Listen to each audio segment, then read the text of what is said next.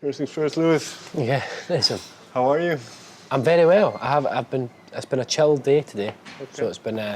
There's not been much I had to do or anything like that, so it's been good. I'm very well. Yeah. That's very good to hear. Yeah, thank you. So before we get into the music, I'd like to jump back to the beginning a little bit.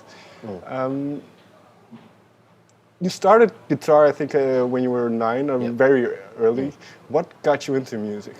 I think my older brother was always playing in bands and stuff, and he actually started. He's 6 years older than I am, so he actually started when he was 15, I think, and I was 9. So music had always been a big thing in the house, just because my parents, we used to do these long drives from Glasgow to France to go on caravan holidays, which was strange, just because planes exist. So why did we drive to France to do it? But not like we didn't even bring our own caravan. We just used one that was there, so it doesn't make any sense. But we used to do that. Yeah, totally. So we used to drive down, and my mum and dad would always play like Fleetwood Mac, Queen, Genesis. My mum was a big Adam and Ant fan and stuff. So so it was all these different things, and they kind of got us into it. And when my brother started playing music, it was like, okay, I want to do that as well. It wasn't like a sibling rivalry thing, or it wasn't like a looking up to him thing. It was just because I was 9 and I was like, what, if he's getting something, I want something. Do you know what I mean? So he was doing guitar lessons and he started doing it. And I kind of credit that and him with for being the reason I started so early, just because he was doing it and he just happened to be 6 years older than I am. And so it was all through that. And that was how it started. Does he still play? He still plays. He doesn't play. I don't think he plays as many gigs or stuff like that. But I think he still. I got him a guitar for his Christmas, so I fucking hope he still plays. But I remember reading that you went to bars and played gigs from a very early age as well. So what was that? Well, you like music. You think, okay, I want to do something with this. How was that step to go into that environment that is not necessarily suited for somebody who's 12 years old or 13? It was weird, just because for me gigging was always something that I thought, right, okay, I want to play music. And that entails playing live. Like that's the thing we need to do. So it was never like, oh, I should start. I have to play live now. It was always like, okay, I'm picking up a guitar and I'm singing and I'm writing songs because I want to play them live. So it wasn't really like an overly daunting thing. I don't even think I thought about it that much. Do you know what I mean? Just because I was so young, it was just like, okay, my brother's playing gigs, so that's what you do. You play guitar and you sing, and if you do that, you play gigs. It didn't even occur to me that people just played guitar and sang just for their own amusement in their bedrooms. Do you know what I mean? That never occurred to me. It was always, I'm picking up a guitar because I think playing live is something that I would enjoy doing. Do you know what I mean? And it's a strange one, just because I don't think I would have picked up a guitar to do it if it was just in my room. Because we'll get to that then in a second, but what I find interesting then, was it immediately your own songs, and what was that part of it? You're not playing somebody else's song, you're writing your own? Totally, yeah, and I remember I used to write songs when I was like 4, 5 years old. No, 4 through to 8 maybe, I think. And any one of those ages, I don't know when I started, but it used to be just little stupid like things in a notebook or whatever like that, like terrible songs, obviously. But it was always like, just no music or anything like that. I just would sing the lyrics and like a thing. I think it was more towards being 8. 4 was not a thing. I was still shitting my pants before it. But but yeah, I think I just always started writing like that, and for me it was a case of it was, I don't know, I played covers. I definitely played covers, but I always thought, right, I'm going to write my own stuff. So it was from the get-go I was trying to write my own songs, just because. Again, I saw everything as a means for playing live, and I thought, right, if I want to go play gigs, I can't play covers at these gigs. I have to play my own songs. So it was like, I don't know why I had that in my head. Again, I think it may have been my brother, because he was playing, and he was more rock music based. So he was just playing his own songs, and I was like, okay, that's just what you do then. You just write your songs and you play them live. And again, everything was a means to playing live, and even still is. Like I only really write songs so that I can go and play them live. Like playing live is my favourite thing about it. So yeah, that's okay. Did you take to it immediately then? Because I can imagine. I mean, I can want to write a song and sing, but I don't have a voice. So did you know you could do it? I think I had a hunch.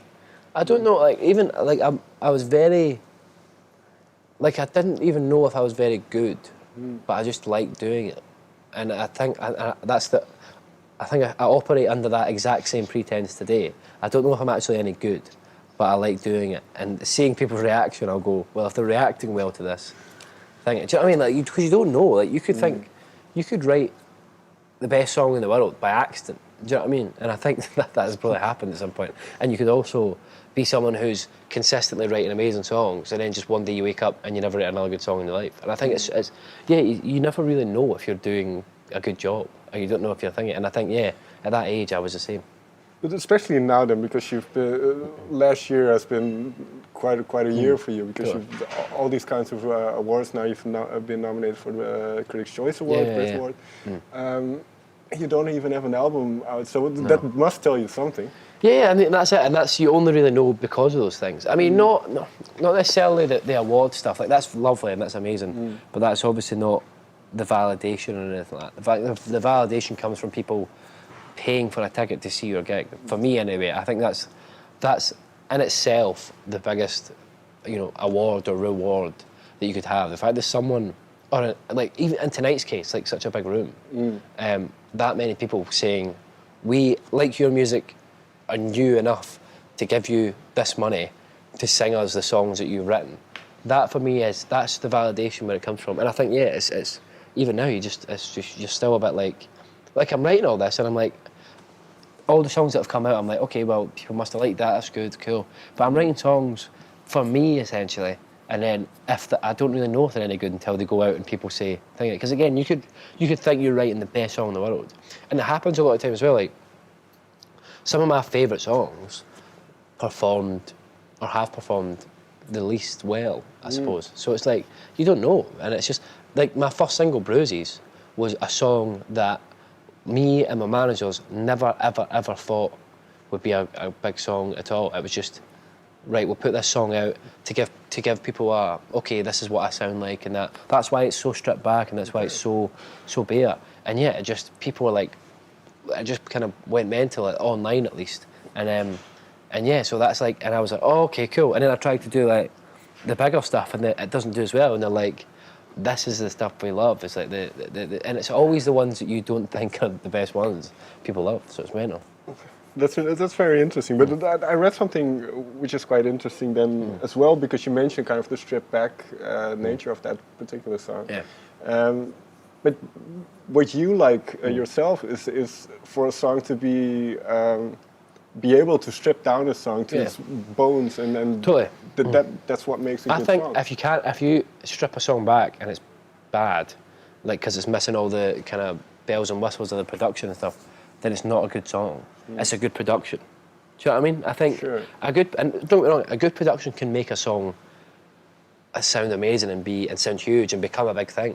But I think if you can't strip a song back to piano and vocal or guitar and vocal and have it sound amazing, it's kind of like, what's the point? I mean, at least in terms of pop music.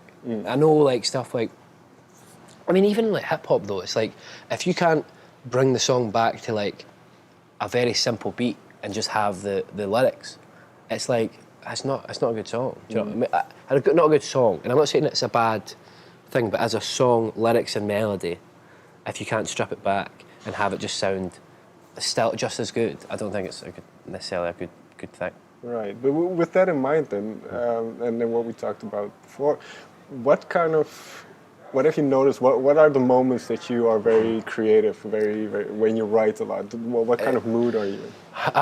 It's usually, I'm quite nocturnal in terms of my writing, so at night always, and that's a shame because most sessions that you go into the studio, or that's why I kind of like starting, at least if I like writing myself the best, and then bringing something, if I'm writing with someone, I usually wouldn't, like I prefer bringing in a song and going, this is where I am with this, what would you think about this, if I'm writing with someone else.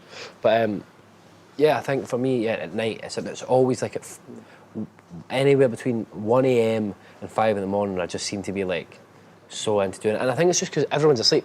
You don't have any distractions. Like your phone's boring because everyone's sleeping. Like like there's nothing good on TV.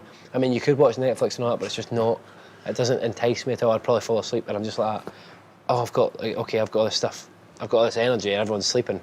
I'll channel it into music and stuff, and yeah, definitely at night. It's weird. Is there then a reason why, at least with the this is somebody else, with the last EP, that there's a lot about relationships and that kind of stuff. And I heard you say that it's not always you; it's just people you hear talking around you. Yeah, totally. Is it those moments late at night when you start going through your mind about previous relationships? Totally, yeah. And it's the thing. It's like overthinking at night. You do. I think everyone does it. Where you just lie in your bed and your mind just goes and you start thinking about stuff that you did years ago that you're embarrassed about, and you're like, oh my god, I can't believe I did that. Do you know what I mean? And I think, yeah, at night, and especially like a Sunday night, I get really sad for no reason, like just melancholic for absolute no reason. And I think it's a good thing. It's not like I think it's a very good thing to be sad sometimes. And I think, yeah, at night for some reason I just get very. I get very more. I say I'm more emotionally vulnerable in a way. Vulnerable or like aware of like how I'm feeling. Do you know what I mean? Because there's not distractions or anything. I think at night when everyone's sleeping and that, I'm like, okay, so I'm feeling like this today. I think, and I think that translates for good songwriting. And yeah, I think for me it just so happens that when it gets to about 1 a.m. and stuff when I should be sleeping, I do just kind of get a bit sad and start thinking about all these things. But it's a good thing, and it makes for, I hope, good songs.